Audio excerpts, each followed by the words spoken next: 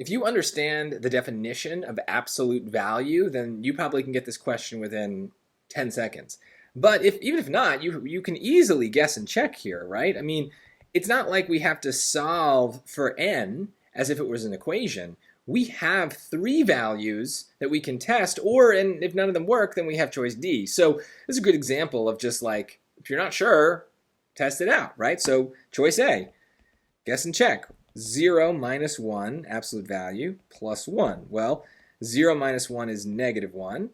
And negative 1 absolute value, remember what it does is it takes everything inside, whatever it is, the result, and makes it positive. So we only do that once we've solved everything on the inside.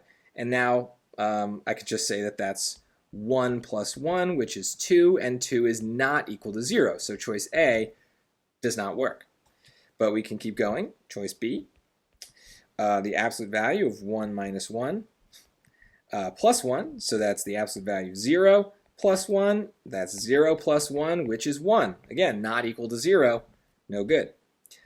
And finally, choice C, the absolute value of 2 minus 1 plus 1, the absolute value of 2 minus 1. This is important here. This is important. This is the value 1.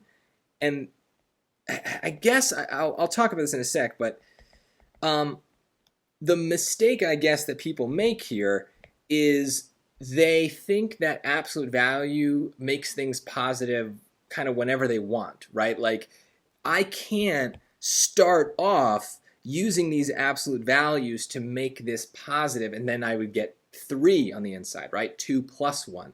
I can only turn those negatives into positives when we're completely done with everything, when we have a single value. So I don't know if that's where people go wrong with absolute value. I've seen it. Hopefully, if that is what you do, you've now been, fixed of that. But there is no value of n ever that's going to allow this thing to be possible because of what I'm saying, right?